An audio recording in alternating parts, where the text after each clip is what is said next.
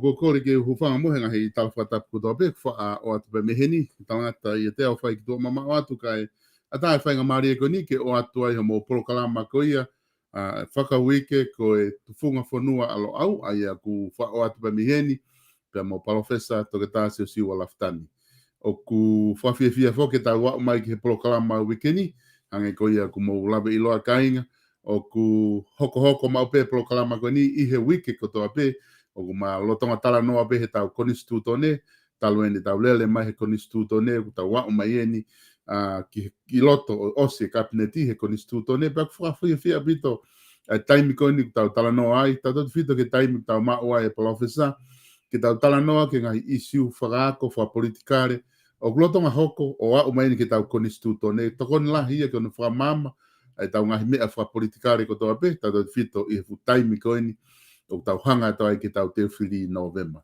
E ne pe whatanga pe ku lere e mea kotoa pe me apina, tanga pe ku whainga maari e mea kotoa pe me hena, kai ki aha palapare mai hoko, pe me apina lo tonga i COVID-19, i hene pe he kore te motokisea tu pe tau proklama i he hoatani.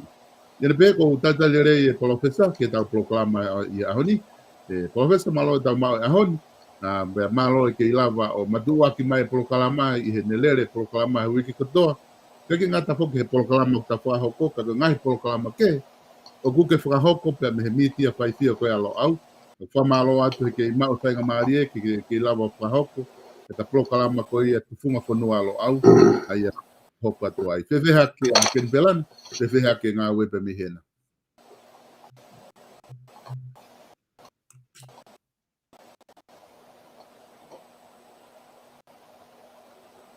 Aloha. Koi. Ko tui pe o ko wongo atu pe e. O wongo le pe pe. Iyo, whapita.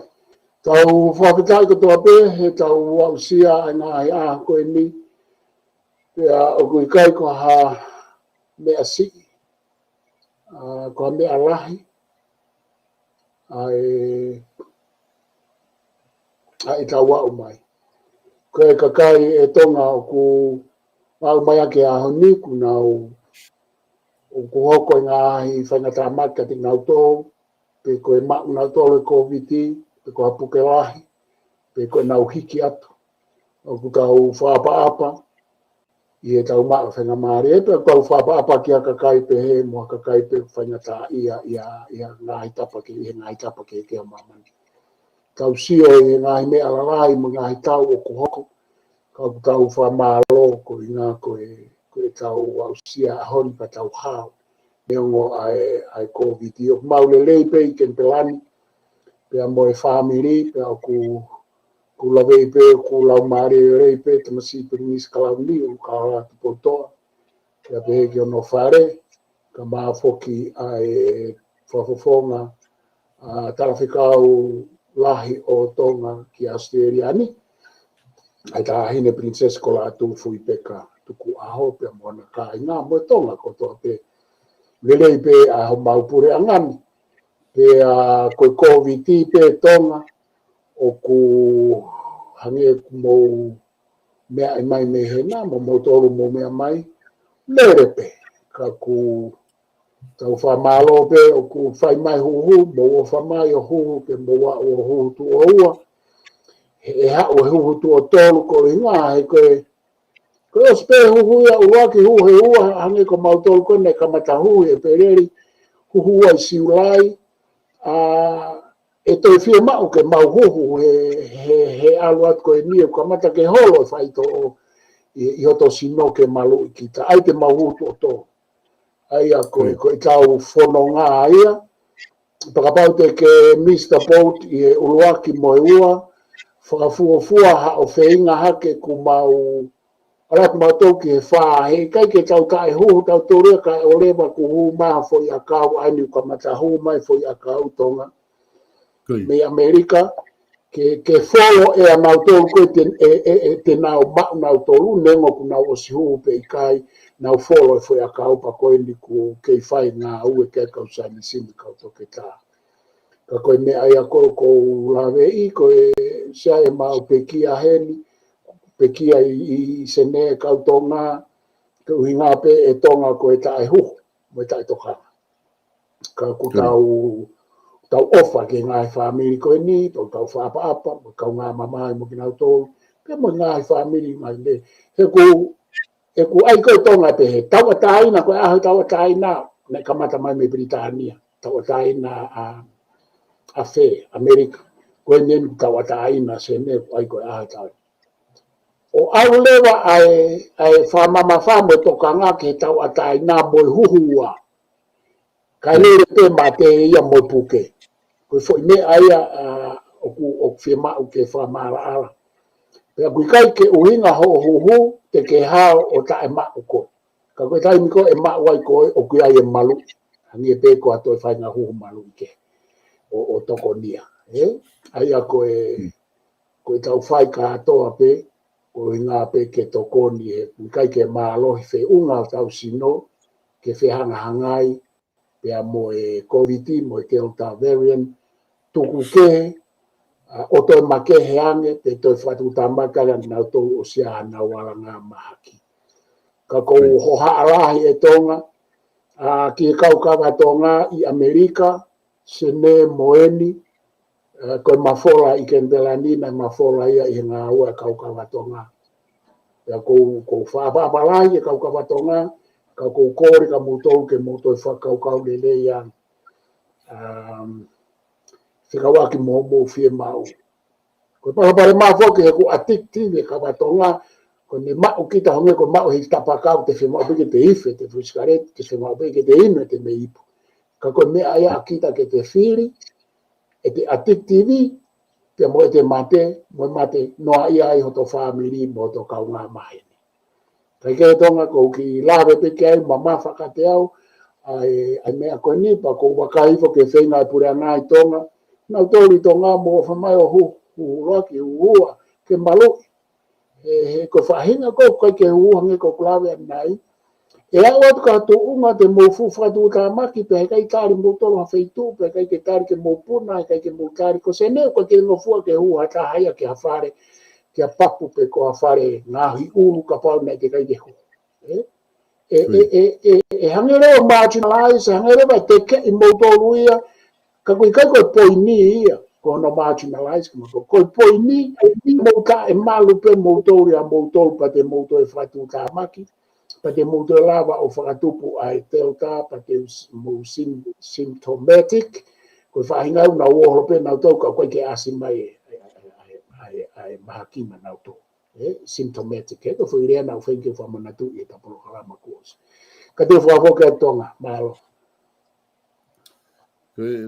Mone apito ia professor ko tu fuga no silani o ku ko campaign la fai pare mia pa ma preanga no silani i taini i hono fuga ai ko ia kakai ke na huhu ko nga he ko feto aki ko e ma ko he covid-19 o ku o wale beo hange ka i holo alu ke ata pe feto aki nga fikai o lunga au pito ka ko hinga ko alwen ko fo lo mai ne ma lockdown ma ke i level tolu pe taini Kalau me Maria ko alwenia huhu nia campaign ko huhu nia pe ha huhu ka atu tola te ha huhu ka atu wausia tola wangia ha huhu ka atu o puha Kentucky wo kai ke to ha mea no fa kore au ka kai ke mo ha wo huhu o hange nia huhu malu ia han fa kore ko ki halere i ha ta ke he ke me ha ke te ha kai ke huhu ka ki huhu ko inga ka ko ngai o ta ui ko ke community hange pe ko tala ko pe me take no silani pe mo pure anga ka pau e a o huhu ki le volo fa hinga maalunga e fie ma ureva e mahino reva neongo e ne mafola covid-19 i community ka ku fa fie maria ko nga mahino e lahi pe e toko lahi ka ki a me hoko ke te na o te na la to fight pe kai ki ngata fuki ai ko e ho ha lahi fokia na tala no pe ke ta pokalama ki mu o ha pe he mo pure anga ta fa ko ya ki he no ke kakai ko ia siko le volo ne fa o ku tupu mai ko ni o mai ko ni ke delta ko le volo fa ko ia ke he ko ia ko fa tupunga ia mahaki time ko ma wa sino hata na kai ke huku pe ko ne fa tupu le vai foi form for all ia ai ko konga ia ta magta ko re ko he pure anga ta ni mi ha o huku ko inga moni pe ia ma pe ko ia mahaki te ke uri pe ko covid e ke ma pe ko ia he covid mo ngai me pe he ka ke to lava te ke ma o fa to tolo dai ni o kulava he ka kai ko huhu o te fa tupunga ha to e form e taha covid o hange ko ta wa ko form ne fa tu pe taha me Europe tu pe taha me India mo fe fu ko form ne ta ma ke te ta ka ko ngai e professor ku wa ke ai fight against COVID-19 in New Zealand ai o ku kai ko haki MSC ni o kwa o ke kai nga tonga fa malo ke tau community tonga ko in New Zealand laka i he loto kolo mono whaka ai e ka kai ha founga ke whaka kore ke nau kātaki o huhu ke malu i ki nau tolu pe mo nau ngahi family professor. E o ko e tonga mea mahu inga o pito eni ki ai asma ko ka te au lere pese ti stika mate mo puke lo tonga ko ni ko ai osi ai Queen passport mo ha ai hu pe ko foi me ai ke ta tokanga lai ki ai o ku kai uhinga ai freedom day ko no ko ai pe ai sene pe maudor ke pelani na toki holo ki fo mau fa tapu i he wike i he flight ka aku ikai uhinga ia ke whakaata mea kotoa. Ko o mai ki apini pa pe ke tui mas maua whangatangata ko na mau toko ua pe ki e lava hu mai ki heni kai ke toko lai kai ke ngofua ke mau kai whareni o ma whaamiri to tonu mau kai tua o mi peo whai ka atoa ngā mea ko ia pa ko no la o mau kei hao a molusane mo maki whaamiri mo whanga mo kopuna. O ku whaingata aia i he kuwakai ka mea ulahi ai puke a ka kaitonga whahoko mai mo whaamiri sene pea ia e ngai mo ui ko nau hiki. He koe fo i vete koe ai fo i ongo whakakai ngā moyong moyongo whakae toto, moyongo whakae ofa, ke lava sio ka koe, ke lava ke humai, ke lava ke ta whetaulaki, ke ta wheiloaki.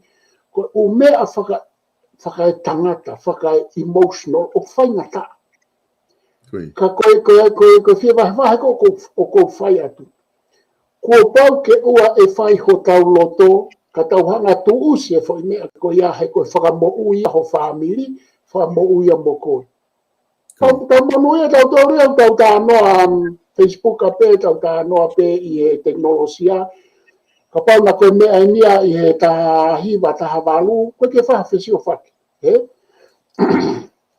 Kai ke whaha whe uhi aki, ka ke tau hanga whakau kau le rei tau monu ia. O koe ngahi application i he mobile au, lava ke te ngau ea ke me malui. Ka tau hanga sio ka atoa ke ngahi monu ia o tau maa he ahoni. O ku ngawe wawe kau Chinese pia me kau toke tā mamani ke whakatupu mai. Koe fuafua whakatupu e ni han huhu wawe pe he historia mamani. Moha foi a kau for us all. Pea. Na e o koe hoku family ofi au koe ka mai koe ke nau tui ki ai pa kou lea pepe atu kuai koe ke whe mau ke mo nau tō. Mai tā mai hoku foha heni ta mai e ia. E ankolo, koa wia kou puke ka, mi meri po ane, puke ka atoa wia mo ki family, kou mari e no puke lahi, ka koe peke mau tui mau ki e huhu. Nau ta e huhu kotoa, nau mau ka atoa nau tō e kou viti. Ko ki foha ni o ku whae Australia kai tamai tonga. Pautarane ki ai. San, alo huhu, ke awe ho mari mo ki whanau o huhu, o koe ki toka ngau pe koe haho whai ngā tui koe nau tala noa mai ka te au, ko mea pe ko wilo ia uia i hoku atamai rerei, koe ke hanga tahaya whaloto. Ko mea koe ke huhu e tonga. O kui kai ke uma whauke i toi ai ke tui ki hataha mo ha toi whare i hataha. O ku common sense, whai ake e te sio whare ko whai beo sio whare mo sio ke historia, mo sio ke ngai mahaki whakauha mahamani. Ke uaru maamolu sane hu, ai ma whanau ka atoa hu, whamopuna pe ko ke naurawa hu.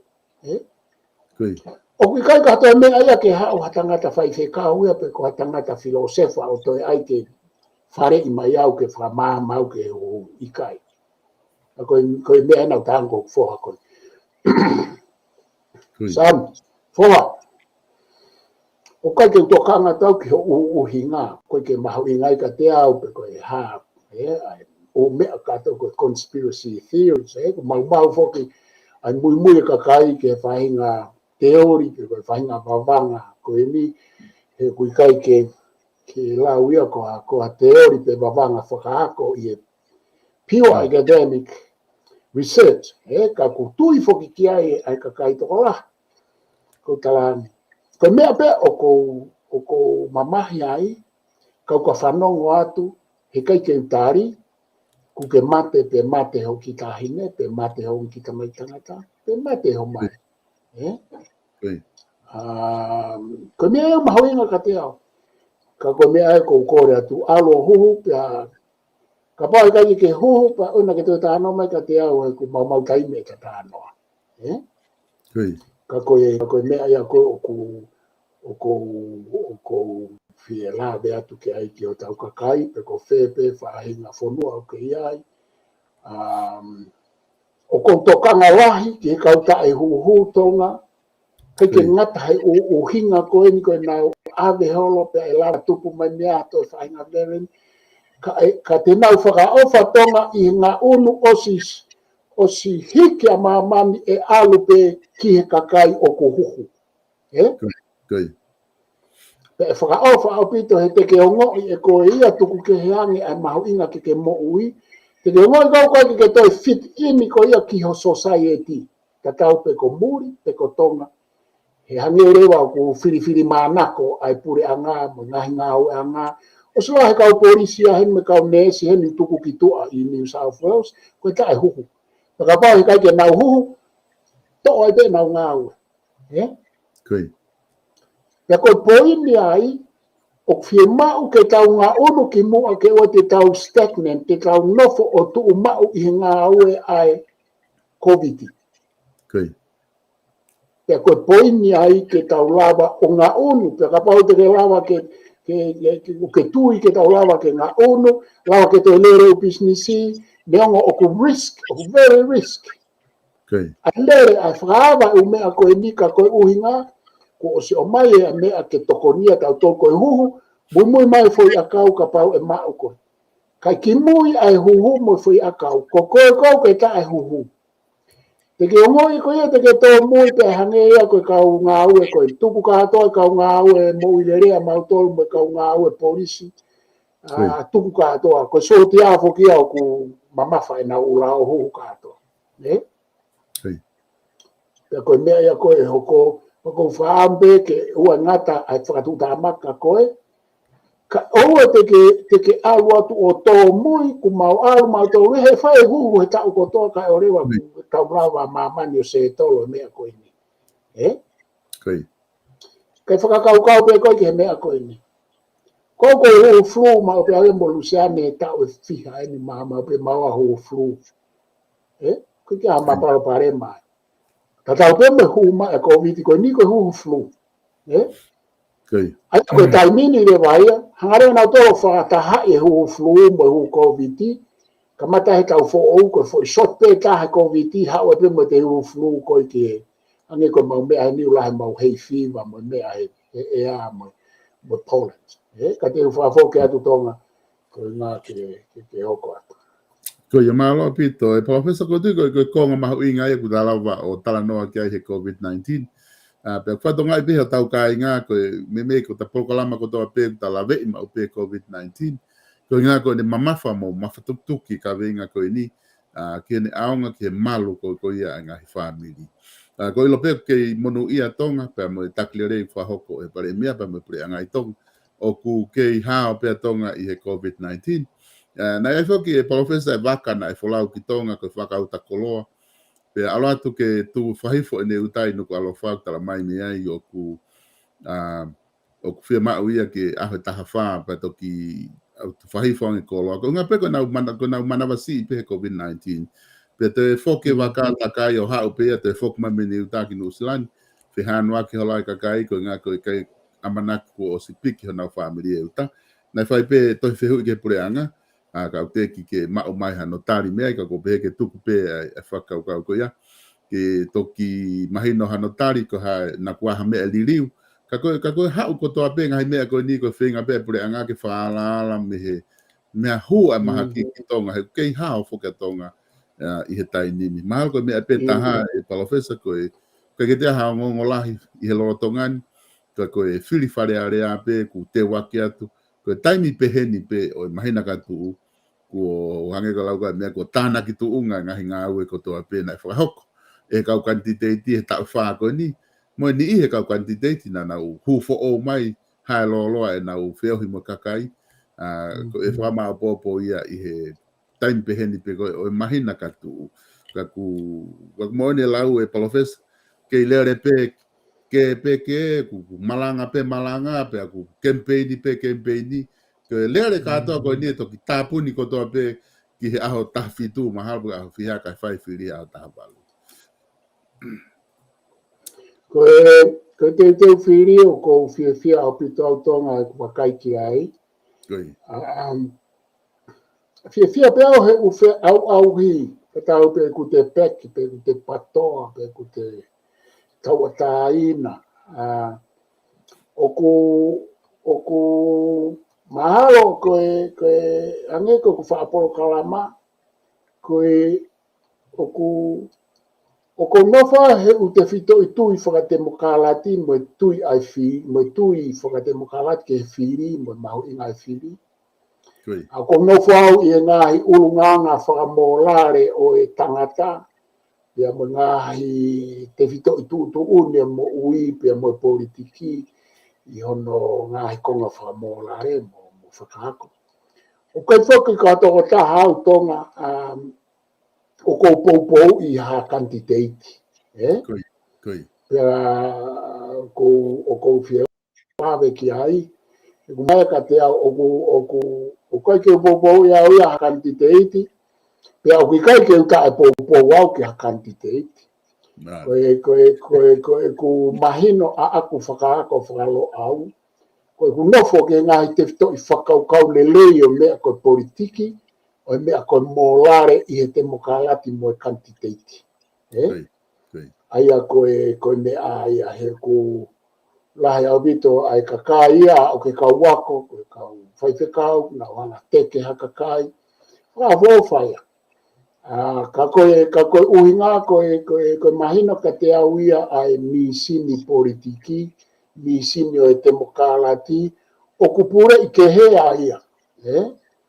Pea o ku tatau pe tangata kotoa ia ke te au mo whewhini kotoa pe o ku i he hū ke politiki, pe ku kandidati, pe ku ke alofiri, ko ngahi monu ia, ma ngahi totonu pe ia, koe ki e no whakamau i hata, o kui kai ke utu iau ki ai, pe o kui kai ke u whia whakamau iau hata ha kandidati, mo a whaha i whapolitikari, ko awe ko o ware ku whakaanga ke peki, mo puranga, ko whakaanga ke patoa, ka kui kai ke uhinga e ku whakaanga, kuia ke uta e loto ai ke hū hata ha patoa, ko e ta loai ke hu hata hapeki ko ta ta o ta ina e toma ko fo yongo fu lo ai ke te ai mo fo imagino pe ko faka e au ia ai e ko ngo pe ko fia pa u ta ina ke o te hanga fa mau i hata o ku feinga ke hu ki fare area kai tu ku pe ia ke kakai ke fai e nau firi ta o ta ia mahalo e tonga na ko slave atu ki ai ko me be ko fi ma o he firi ke au hi fia fe au hi sipoti ko fo i faiba ko fo i sipoti ko fo i bainga ai kakai pe fe au hi tawa taina fo i sipoti mo fo i bainga ai ka candidate pe ko haiko e loto kakai ke firi koe kautama. Aia koe taha pe e whiri i aho taha walu ke hu, neongo pe kou pou ai kupu ko ia, whaka politikare ko ia, pe koe toko taha ko ia, o kou hanga e au tari. He koe loto ia koe kakai, koe fo mea whaka te mokalati ia. Aia koe pe kou wongo, pe o kou taina, ma pe ke ua te uhanga whaka maui, ai mea koe whiri whare area pea. Nā kuslawe pe kai tonga, whaatara mai koe talu kui tonga he taha ua ke he taha hiwa pau whihia koe ni mulusene e tau ko sio a mai ke whoki, koe COVID-i. Tua whia ka kai tonga tara mai ke whai e ko whiri, pe nā kuslawe ke he ta porokalama koe. Ka kua ngea fuanga halalahi e ka te au ke whai e fo mea ko ia, ke upeatu ko sione mere mo pita utoton ke hu ki whare area. Ke ai ko ato e ko whakamau toko taha ki he papiriki te wapa ta noa ke kakai o koutui ki ai a te au pa te utapo ta no pe tai tu a te karato hai ko whakaamu ke hukio ka koe ai koe ke uhanga ue sia ai whiri ai kakai ko mea peo hoko he politiki ka koe ke utui au ia o ku totonu whakademokrati ka pau ko hatoko taha public fika kita ke te hanga ue sia ai whiri ai kakai. Ke te hanga tuku lalo i hawhaka fofonga ko ui ngā he nai kai ke ako lelei pe nai kai ke hau maha pui pui tua lelei. Koe o ku whepakia mo e ku mahino koi ke te mokalati.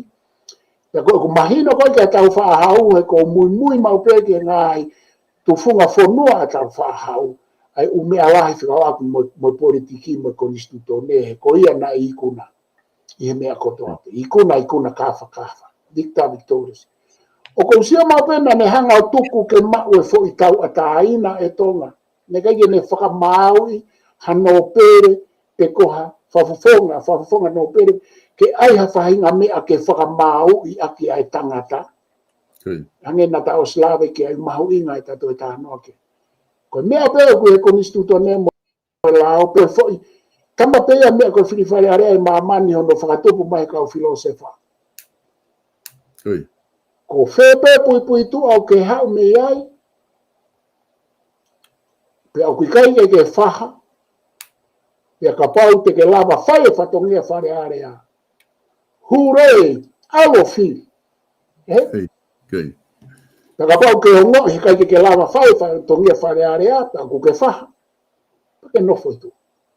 Foi criteria, condition no kua pe i konstituto ne, pe mo demokrati pe ko uhinga ya ko o ko nofo ai o ko nofo ma pe i u principolo ko instituto mo demokrati fra ma manila ke ngata pe hende asi ka u me ka ku pe ka to ma mania pe ku fai pe tonga me ai ko ai pui tu ai tama ange na ulave ka e wi kosi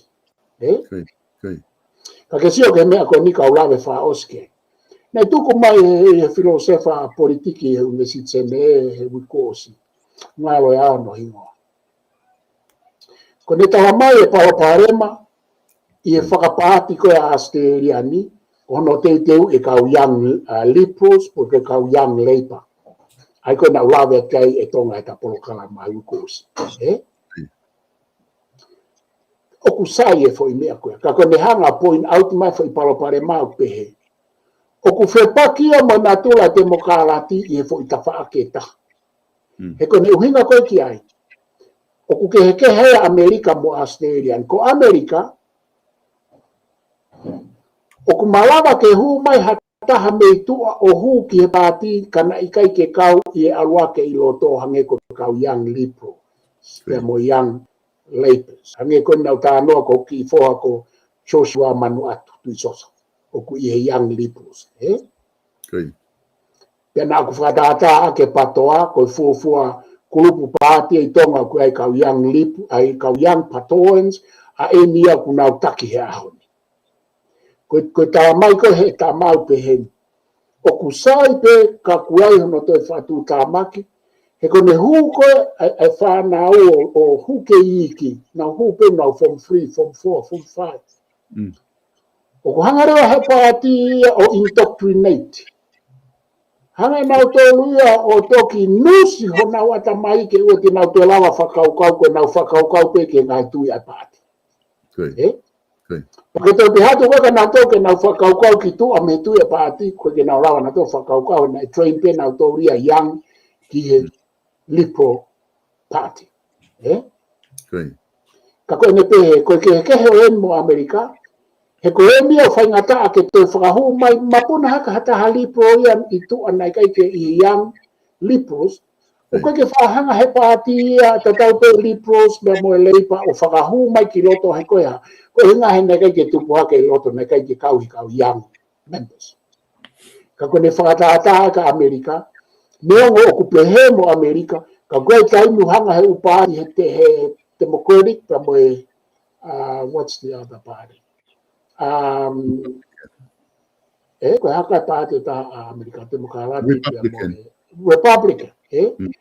Aia, o ku iai pe taimu nau whaafaraama matapā ke hu maha ka kai mei tua nei kai ke nau kau i he kau yang. Iyo, o ia ko nea ko whi lawe ati. Ngā wapito, professor ko tui mahino apito e whakaukau ko ia. Ko e ta konstituto ne, ko e whanonga loa ku ta whakahoko e konstituto ne. Ka neongo ene loa e whanonga he konstituto ne, ka ku whawhia whia pe ko i ngā ka malawa ke whakamama e tau konstituto ne. Aia ko e kupu ni maua eni o ku ta hoko ki ai ahoni, ku ta lava e kabineti, ai kupu ko e kabineti ni mataha ku ta whanonga mai ni ke kupu ni maua. Pete o atu rewa whainga maari e koe ake ki hoko atu ai. Ia mahalo abita tonga, ka hoko te ni maua. Kataki, na kusanga tuku hake ki olunga.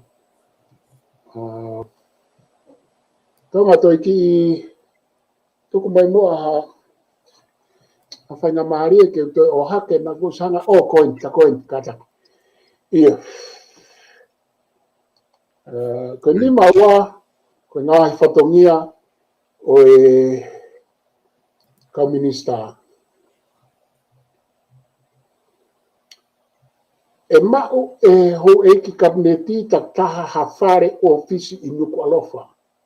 Ko e kolomoa o e pure anga, pea ia te ia ke wakai ki he anga o ngā aue, o kau ngā aue ko toa pe, o kukau ki he nipot ngā aue. Pea e langa pe no e pure anga a ngā hewhare ofisi e lelei mo tāu mo ngā aue ai kau minista takita. Ko tuina tau slave ki hen, hangi ka te au na o stara noa ki he ni, ke kupu ni maua e ta programa whao. Si ko tu mahina o bito pe kupu ko ia tonga. Ko pau ke inu ko alofa, he koe kolomu a ia he lao. Ko pau ke whanau ngahi mea ko tō pe whi mau ki he tokotaha minista. Ko whire ne kaunga aue, ko ne mea lere. He kai ke tu ono ofisi ia whaitu ke, e tu uke, ia whaitu uke ai pure anga, pia oku awhio ai e tu i, pia moe ho e ke whonua. Pia ko mea ia ku pau ke whakahoko. Ua ki ke mea koe security, ko mea whako ni uka ke ai noa ia ko te hepe ko tonga tapu. Ko te hepe ko nuku alofa, i kai. Ko whina ua ki koe malu, ai kau take e whonua, kau ai kau minista, hange koe paremia, koe tui, pau ke nau i he fo i kolomoa, o kuiai ai sendalahi, te whito kau polisi, pia moe kau sotia, pia moe u mea ke tuku ke ngai ofisi. Mea whakamaman lahi, pia koe whika ua, te rahi me ngai uhinga eka koe whika ua ki koe national security a kau taki. Koe whika ua ke vave hono malui, vave whai ngai service, mo mea koto ape, pia koe whitu hui au ku hifo mo hake ai whewholau a ki whai katoa ai, pia toki alu me ai. He kutau whapehe ke taime ni, vahe u me a ke ai ke hau ki hapai, hau ki wawao, mo whe fua mo alu ki uta. Io sai pe, io lava pe, ai hange koe whakaukau ngā pure anga whakavahe. O ku tau kawe i e profesa inu fotua kau mahu inga o pitoia ka o ka pai ai nga pure anga whakawahe he i kai peke hiki ki ai kau minista ia e tonga pe koe kau taki e ai pe ho nau ofisa kolo mo nau pure whakawahe he ko nau whatongia ia koe foi fotutu ia tau whahau ke ai e pure anga whakawahe ka i kei nofo pe ai tu ia hou e ki kau minista mo haifua i he fo i loto nuku arofa. For national security, pea mo whawhai fua ki he ngā ue koe uhinga ia hono wā mo hono tauhi nau tōu mo e hā. Oku kai ke pehe ia koe ai ke makehe ki nau tōu tonga oku wha tau kawei e ngā hitui e ni i pehe fuulahe mea ke kau minista mo pare mia mo e tui mo ngahi malu mo ngahi whakamore ka nau tōu. Tuku kei kai mia ka baute nau ngā o hala aki. Koe kupu mahu inga, i kai koe mea eo pau ke tau whai he koe kakai eo ne taki ki tau tōu. Pau ke malu i nau tōu, ta pehe fo. Toton ke malu i pehe pe mo tau tōu. Io ke whatongi ea nau tōu ke nau malu i ki tau tōu. Ka ko pau ke oange he pure anga mo whonua ke nau maru. Pau ke oange ke whaingofua e nau ngā ue. Au pehe, toton ke ai ke wahe mai. Io ko whatongi ai kau taki ke wahe mai. Ka ko pau ke tau ai e kau taki ke mahino koe kau taki. Ko rau tōu ke nau maru. He koe hoko hamea ke whonua. O kai ke whakaukau e au pe kokoe ai malu ai whonua. Ko nau tōu ke nau whakaukau. Te ka paha ke nau malu. Ko hai tene whakaukau i te tau mowe. Ka koe o mea whokia mahu inga ke whakawhai ke hei, hange koe teke koe ni kou whai koe he patoa. Teke patoa ia pa ku fu ova ia me kai ke uhinga pehe e mau kamata mau tōluia e mo kau founding members e te mokalati ke alu ke mea kon ko alu ke he taimini. Ko mea kou alu he taimini, ai ke tau tatau ka atoa pe. Ai ke tau wahe tatau ko toa pe, ai ke tu uni ka atoa pe kakai, ai ke mea ko toa pe ke tau ai ka atoa pe. Ke kia pure a ngai atonga i mamani e pe he. Koe upure a ngā haini ke nofo i nusila ko nofo heni. Ko pau ke malu i ke he pea Scott Morrison ni a heni. Mo ko wana se ni are ko whafofonga e kuini. Ko nau aro mahu inga ke malu i makehe ki nau aia. Hoko atu kia e kau minista. Ia toki whairewa whatongia ke malu i kakai. He koe kakai a koe ulu i wheke ia ke nau tata ke whonua. Pe he ko toa pe. Ka kui kai kia hame e ke ai ke pure kakai, ke ai ke wahe mai e vene minista, mai mohaku vene, koe uwhakaukau au whie mau ia. ke whakatontonu maupe ke ai ke tau alu ki he mea ko mo o ni. Na koe uhinga ia he ku whaala mea koe sai api te tui beki tai e ute whakaukai te mokarati pe nea mahe ko ni stutone ka ko pau ke tau mahi noi ai anga mea ko mo ui mo anga whakatutu whakasosiare mo whakapolitikare hawhonua. Koe ai koe pehe ke tau tatau ka atoa i kai koe ke ame aheni koe tatau ka atoa. Koe kau kore mo homelessi kau pona tō kiraro, ho koe tua e whaahinga, ho koe whaahinga he nofo heni, koe social classes heni oku whakakarakarasi. Ya koe umbo ni me aia ke ai ke ko tau tau o whakarakarasi koe ngā koe pure anga whakatu, koe ni whakarakarasi he koe demokrati o whakarakarasi mo capitalism. Kai ke ka koe ku whoki mai ke ni maua, mahu inga kupu koe ni mahu inga tau kau minista, mahu inga niong tau whaale aka nau tō, koe hae nau ngai tō no, ka koe au ke whatongia koe iau, kau whaapapa ki nau tō, kau oange ngai mea ke lawa ke whawhai ngofua i nau ngā ue mā tau tō. Tata hoko atu tonga ka pau koe kia mea ki ke tāna ki mai. Koe, ta hoko atu ke ni matolu. Koe ke atu e minista pa anga hatohi whamatala ki e wharearea. Pea ka whakataha e wharearea e atu e minista pa anga koe uhi, koe kabineti hatohi whamatala ki he anga e tauhi o e pa anga ko toa pe ano hu mai, mo e hu atu, i he tau koe talu mei e whakataha a lea e taha mo e anga o e ne hu mai, mo e hu ki tua kata. Ka mea koe ni mahino au pito tonga Koe. Ka kou whatonga hiwe po kalama e kware mea, pa whikau toke tā pohiwa te netoa pia mo Katarina Wiri i e nau media whaifio. Koe ni hanga whakamahino mai ngahi uhinga na ai tuai koe a ripoti ki he tui mo e nau whainga ke catch up ke lawa o awe u ripoti. Ai koe na kalawe kai wiko o si. Aia kun o si toa ko ngalahi pa koe ne hanga o mai fo i po i nika pau koe mo ni ia. Pa koe tui peki ai, na keke awe ha u ripoti i he pure anga ki mua, ke kakato, i he pure anga o samula ki spohiwa. Aia na e tau pa anga pe foketo koe hai. Ai mea na iai kaku. Ia pe mooni ai pare mea hao ni matui koe pure ia koe ako samula ki spohiwa. Ka koe ni hanga whamatalai mai ai makonga lahi atu ai uripoti tō mui, au tō pe mahala pe se te uawaro uripoti ke ne whakahu. Ko mea koe ni ke kupu ni matohu ke whatongia minista apa anga, oku asi mai, oku lawa pe ume alahi i talanoa patseto e tau kotoa pe talu e nau huma kone pure anga ke whakahoko e ne whamatala pa anga i e huma. E ko tui ko talanoa e tō wholofola e tui mei ke uripoti hange ke te au me he ngahi poa te mahalma ngahi ripoti ke hepe. Ka wange peka te au o whailelei me whatongia koe ni o minista pa anga e hao ni ka pau tonu e kumau e tonga. Ka koe mea ni koe kuhui koe ui e au koe whai e whatongia o minista pa anga. Koe ui ia he ahoni koe atakitua mo atakiloto mo tari ui. Ange ko whaalabet kei koe ke maa whanau ke urea koe ia he ko fihi peta e mahina. Koe whatongia o minista pa anga kia te au a eni, kumu ni matolu. Ko hono whatongia te whito o ia.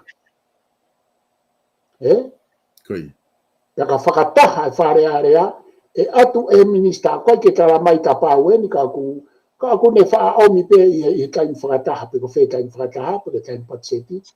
Ni ta panga koe uhi koe kabineti. Koe uhi koe kabineti koe sino pure ia. Mawhai whakapolitikare. Hatohi whamatala ki he anga o e tauhi o e paanga kotoa pe.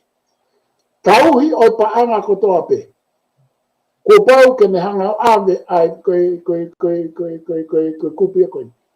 Tauhi o e paanga. Pau ke ne whamatala i koe paanga kotoa pe o au ke senite ta.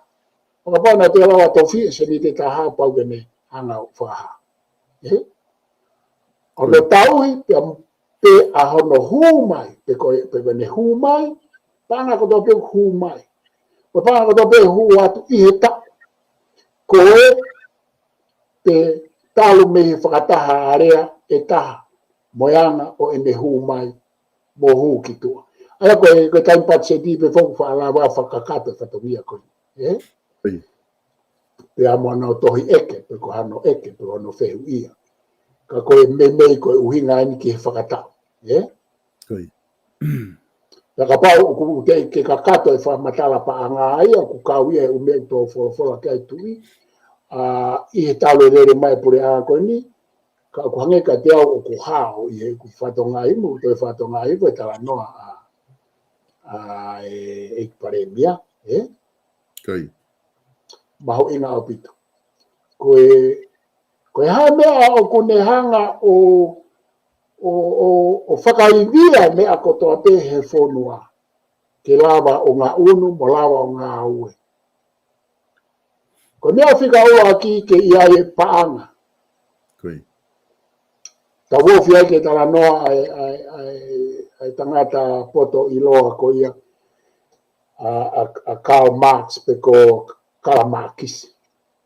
O me pehe ko mea o kune hanga o tataki mo furihi mo ririu fo I hivi lahi e taha o kune whai mea ko ia ko ekonomika ko capital ko paanga.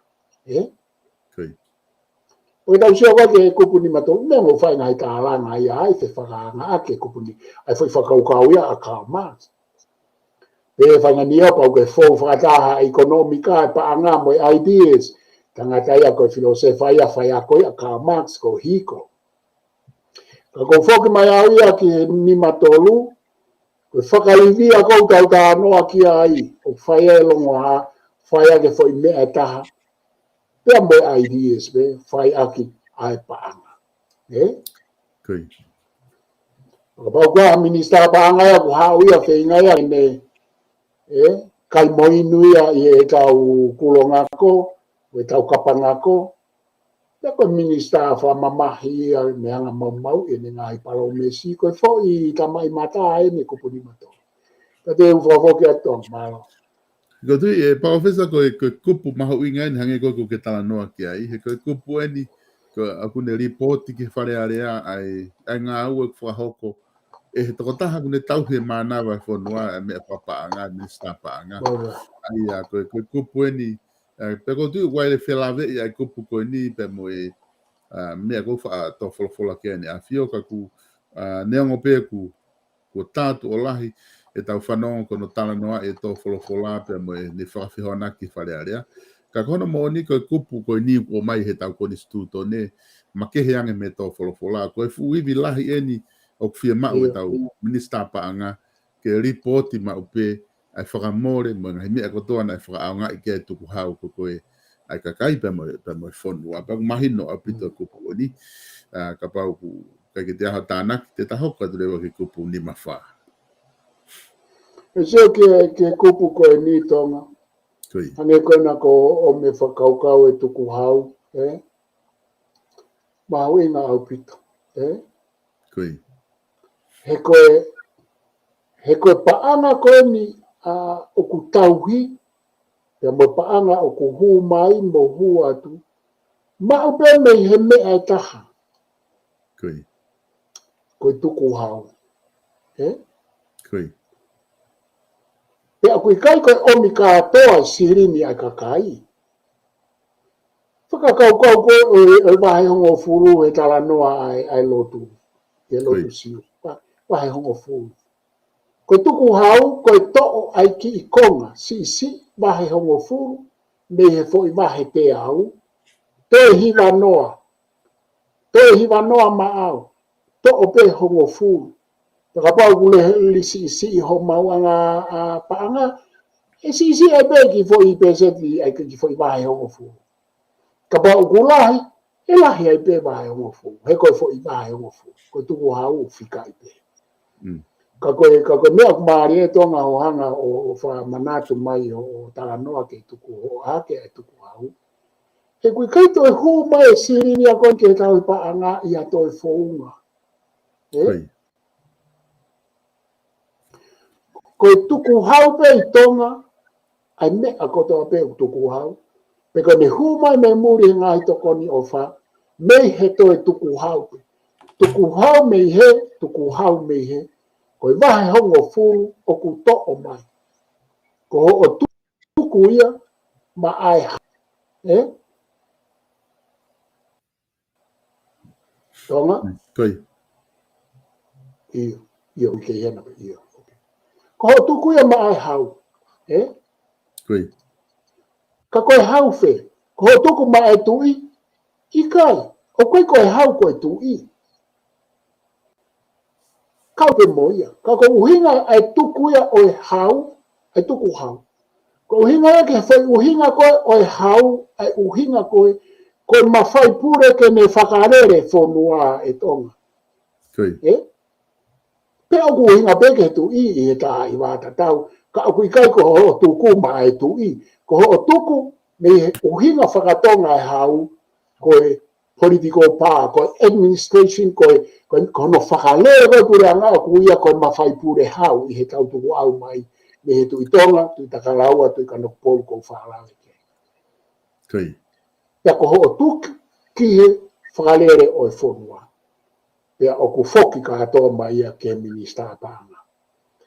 E tonga, neongo ka atoa ngāhi minister, tuku kehe ai paremia, te nau makatuunga, pe te nau nofo pe, o makatuunga i he minister pānga, ke lawa ke ngaue ai ngāhi pot ngaue, mo ngaue whonua.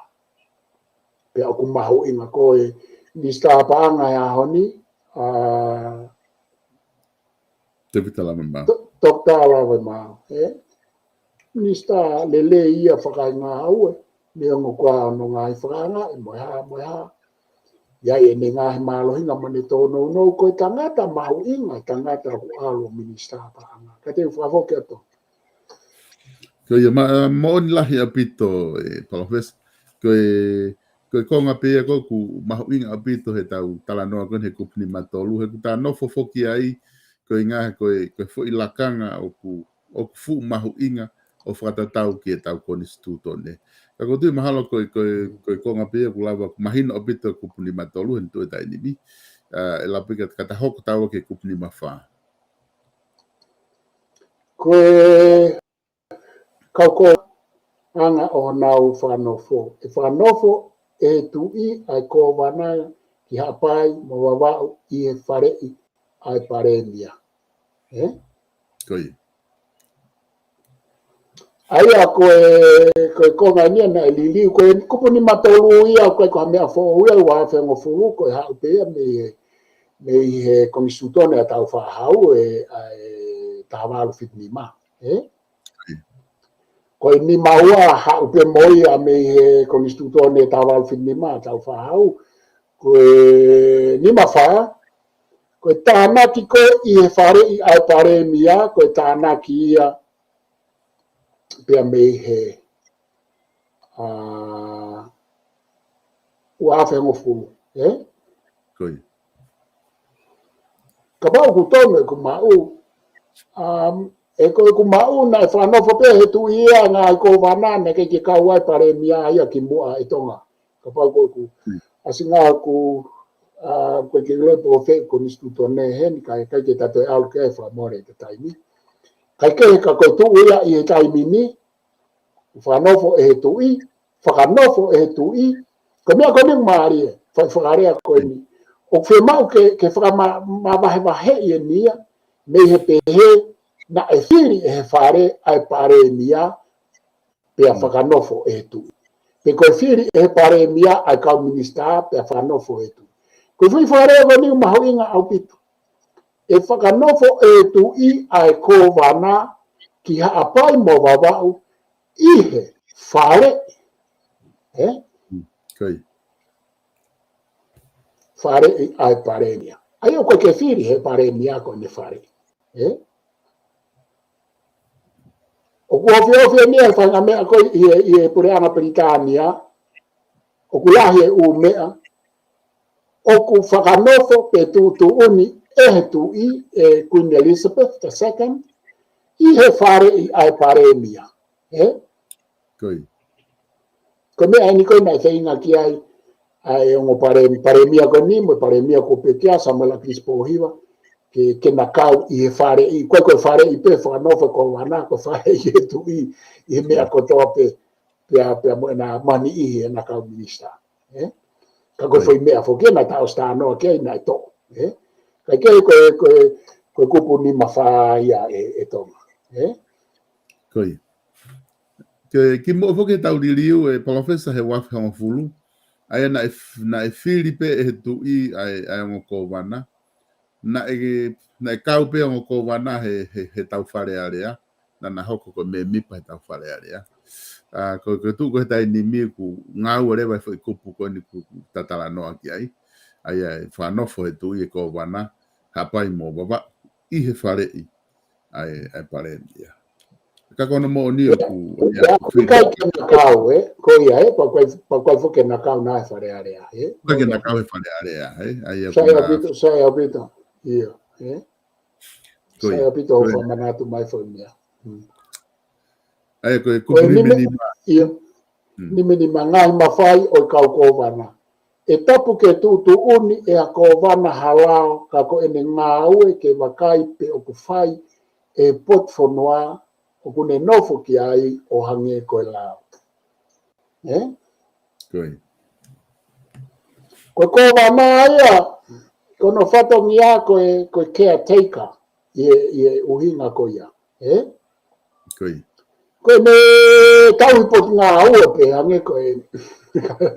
Koe tā anoa koe ke kau whai whekau. Ka koe mea whoke kau whai whekau kunau toe tutu uni.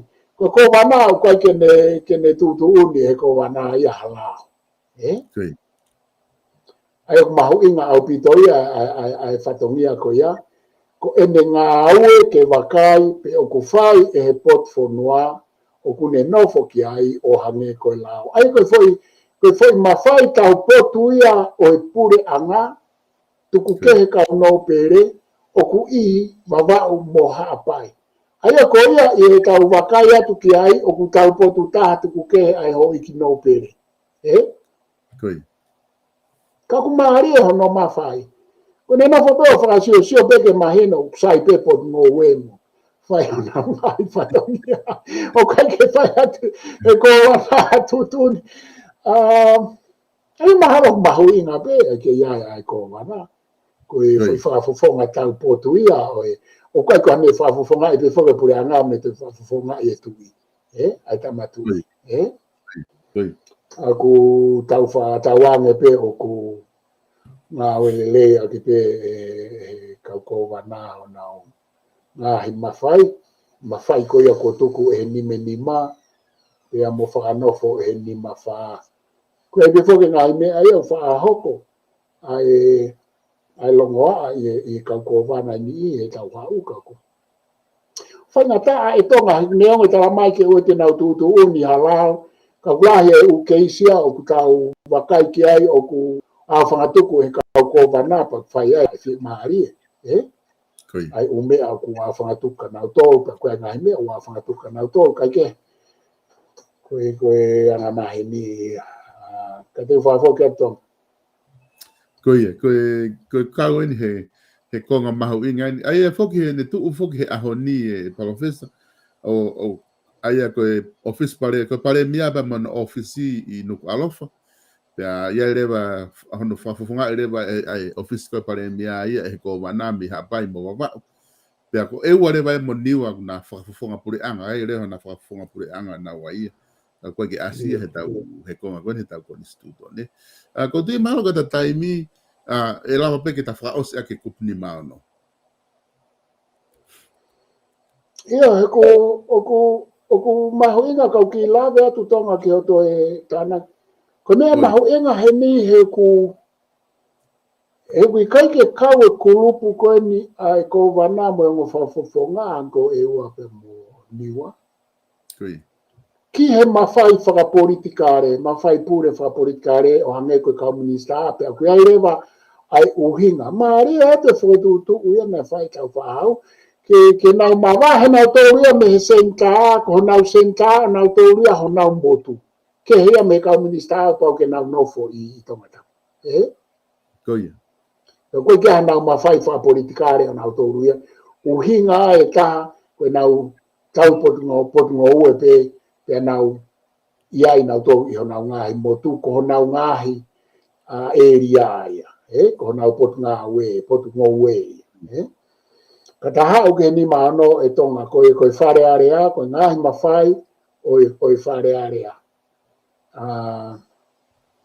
so ko me ane ko sia kai tonga ke foi ria ko mafai pure o ku asi ai mafai pure ase mafai ai ko gulame I ko instituto ne pe mo sapuru ko wa fa mo fulu o ku hinga pe mafai a heni ki mafai pure o kai ke fa fai ke he o ku ke mafai me mafai pure pe o ku ko tui ko me ma hui ngai he ku wa ma ke tui na ta no ke ma fai pure tui ke na ta no ke ma fai ya mai ke ngai kupu o ku ma fai ke ma fai pure ka ko mo foi le a ku na hui nga ke I tau tu ku au mai ke kupu ni ma no ta ha ke ai ko ngai ma fai e fare area o ku tui mo fare area ke fo tu a nga hi lao pe no fo fataha ai hoi ki no pere mo kau whafonga ka kai I whare pe eta. Pea I ronga hamea o kuloto ki ai ai whare area, pea ka lau mo hiki, ni matu o tolu, hona utoko la hiki ai, e toki awe ia ke tu I ke me afioi, pea ka pau tene finangalo ki ai, pea e ai ki ai hono hua wha e hoko rewa koe lau. E lau koe hiki nima, ai hiki nima pe koe tuu o mawahe, I longa pe koe lau ngutu, koe pe I kai. E lau koe hiki nima, ai hiki nima pe, koe tuu o mawahe wahe I longa, koe tuu o mawahe wahe I longa pe koe lau ngutu, koe pe I kai. Kata foki ke se tesi loa koe I olunga, se tesi ua koe ia.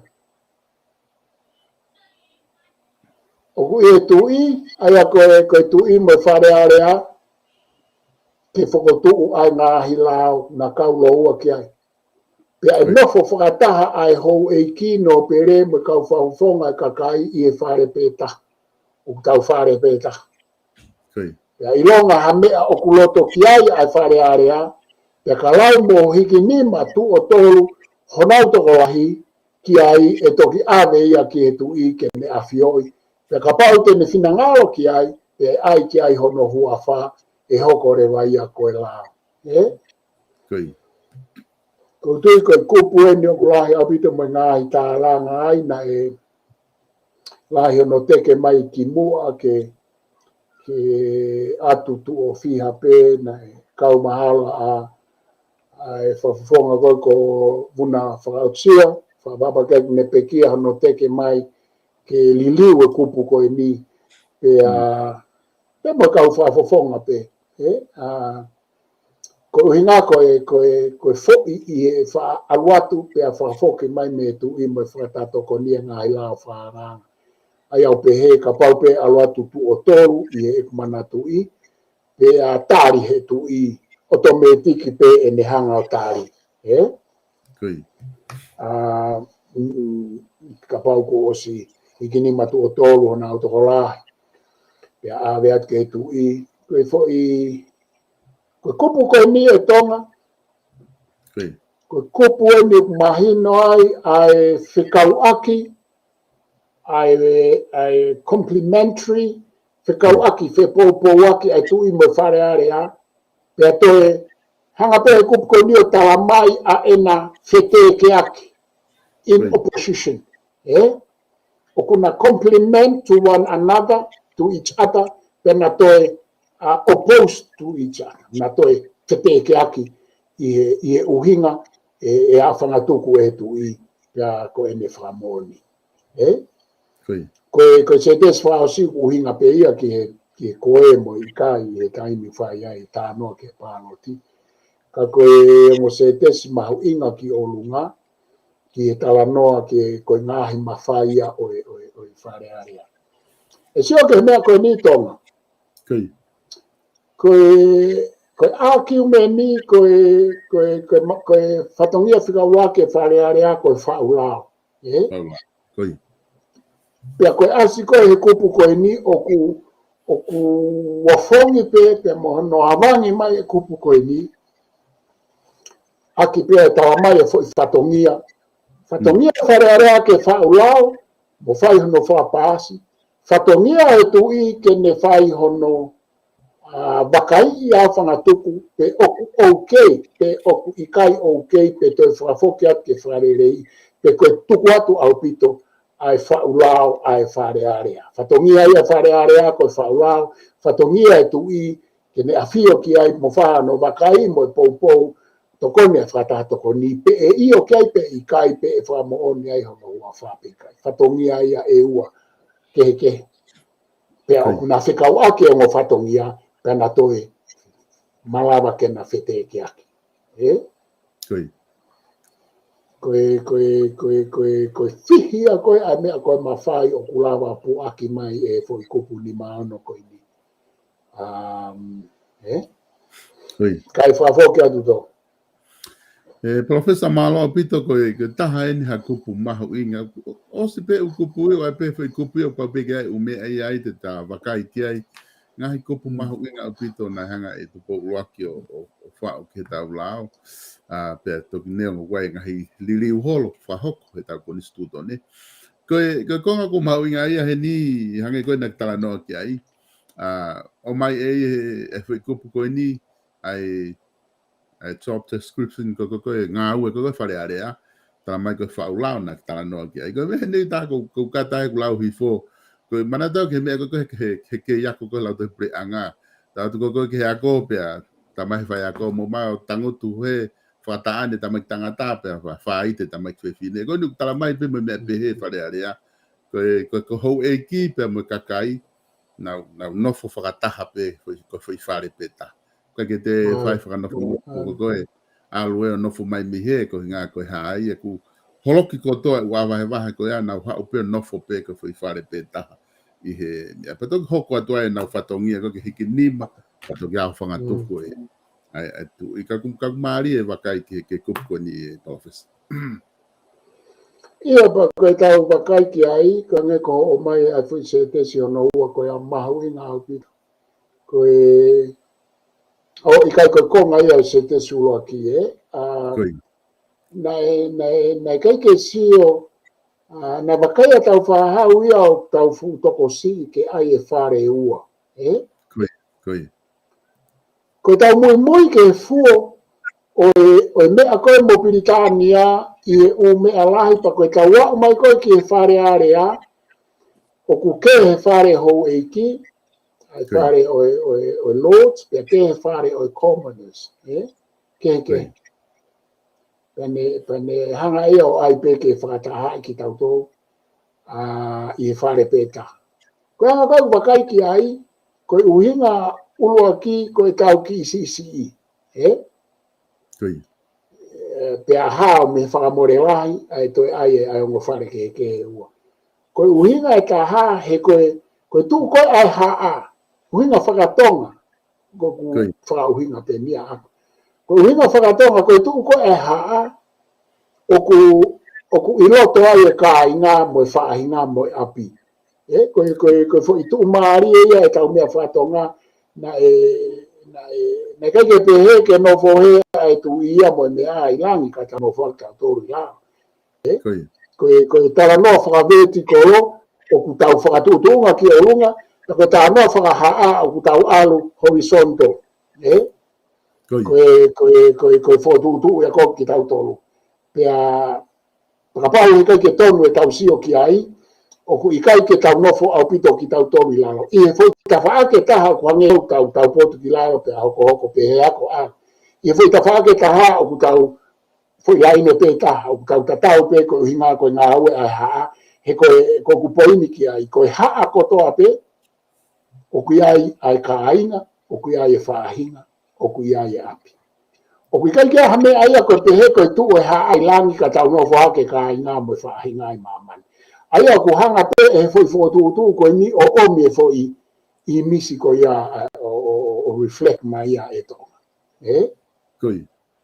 Io, e ko tau pe ko tu ka no ko ha tu ka no ko foi tu ia ko ha tu ia ko ku taki. Ka I he tu ka no ko ha tu ka no ko o ku ai ka inga Kuai whaahinga mui api. Ta tau pia mo ha talawhare, ha whare fis. Ko ki toi ke hea. Ai au tau bau ai fo I lau maarie, o mi pena ua o whakataha. Mon la he pita. He ko nano fo pia maua, nano fo whakataha te he pena ua. He ka ke tau atu tau toria ke ngai koro, ku no fo mai no pere I langi, ka no fo mai no ka inga na ia I he. Nau fo pe I fo I ko taki kolonga no fo whakataha pe no pere mo no ka inga ka nau parapare mau nau iai ka to ka nau fia. Nau iai koi. He ko tau lau koe ki hange ko tuitonga. Ia na no fo langi e tuitonga. Ka na ke I no fo pe mo no ka inga.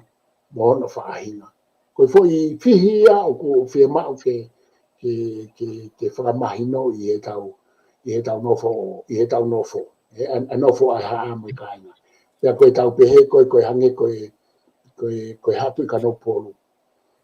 Oku iai a hono api, hono whamiri. Pea ku te iai pe hono api ko ka no polu. Koi. Ko te ka no polu e alu pe ia pe haere pe ki ka no polu ia whainga taimi pe. A pe a ana ka tau ngā pere ngofu. Alu pe ana ia ki hono api. O ka ke pehe ia. Te utewa ka no polu e alu atu e tu I he ahone. Ika. He koe ka no polu mo a hau ko ongo api ia o e tu ka no polu. Ko taimpe fe awe tu ia pe ko prinis karauni ko ne he ka pe I he me alere o lere atu pe ahi fo atu ka ku faha nau o ku pe he ai tau ai whakakau e api faha nau huo pe faha nau kai mea kai ko ne ala tu pe nau kai mea kai atu pe o kau mo nau tolo kau nau kai tunu pe faha nau huo o ku pe he ai whakakau ia o e api I he tala noa haa Koi. Ko mea ko u concept I mea mahu ingai. Ko taimi ko ai ko ke whakanofo ai hatu ka no kupolu ko tope. O ku o mai no pere taha ke ne whai a hono. Ako naki, mo whai hane whare. Mafuri lewa tu ia hange ia ko e whoha ia no pere ko ia. Aia ko no pere ko ahome. Ko ahome ko ia me whai a konaki. Whai ne whare I whaoski mua pe a whakanofo a hatu ka no kupolu I e tau maa whakapa. Ko nganga ia mea ko mo ui haa o au ke whaahinga a ka inga whaahinga mo e api. Koi. O ka te pehe ko tui ka no kupolu ko toa pehe e tu pehe he ka ke toi lava taha ko naki mo whai whare I ke ikai. Ko aho me I e tuku au mai o hangata mo tua. Mo haa vea lahi ko iana me whai a ko naki. Whaka osi me takatalai whare ko fo ilea aia ki he tu. Ka te whaafoke atu e tonga. Ko tui mahalo professor ku mahino le rei apito ai whamatala pa me whakaukau ku ta tala noa ki ai. Tā o mai eni ke kupu ko ia. Ka ko inga ko ta taimi ko rea tu ke ta whama opo ai I he tū ko ia. Ka pau te aha mea te ke te whia tānaki mai ki whaos eaki. Pakai kai te tā māwa e ahoni ta toki hoko atu ai toenga ko e ta konistu tone I he wikahau. Te whakaosa ke kupu ni mawhitu e kua awhanga tuku tonga. Ko ia. Ko hingoa, e ui ai wharearea ko wharearea o pure anga o tonga. Ko ia. Ako tui ko kua awhanga tuku ia. Ko fo I whamahino mai e kupu ni mawhitu. Ko hingoa ia e ui aki ai wharearea. Ko wharearea o pure anga o tonga.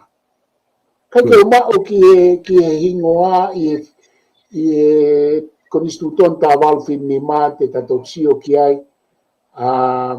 Pe koe hae fo I whakarea ko ia. ka aku mahu inga ke te au ke siange pe kuna tatau pe kuna ke e pa ko fe a fato pe ku pe he foi fare ko e u fare area ko fare area o pure anga fagatu o tonga pe o ku fare pe he ni pe e u fare area ko fare area o pure anga o tonga ka ko fa malo a tu tonga te ta toki alu ki ai te toksio ke ko nistu tone o e taval firma e ku mahu inga ka te au ai fo i u fare area ka ko fa malo ka te ko i he ma o fa nga marie ke hoko te ta programa pe a ko fa malo ka te motor ko to pe mo me mai mo ka mai ki he ta programa ka ko o fa la hiatu ta to hoko atu ka e fa fo ki atu e tonga malo pito e professor ai programa le rei ko ta fa hoko e ahoni fica com o instituto ne ta to ki hoko atu e programa tu funga fonu alo au I time ta tau pe o wiki ka hau pe ku o fat ke te ko pe mo sene pe mo family me hena malo pito malo pito tonga malo pito e kainga o mo me mai ke programa tu funga fonu alo au pe fa malo la hia tu he lava e ta programa e ahoni fa mana tot pe ke te motor ko half ho pe minute wani ma me heni e o atu e ta programa ko ia tākanga e tau fohe pe mo e kantiteiti ki wawa ta haono to ke ta vreami waske la tu I he hoko ai tolu malo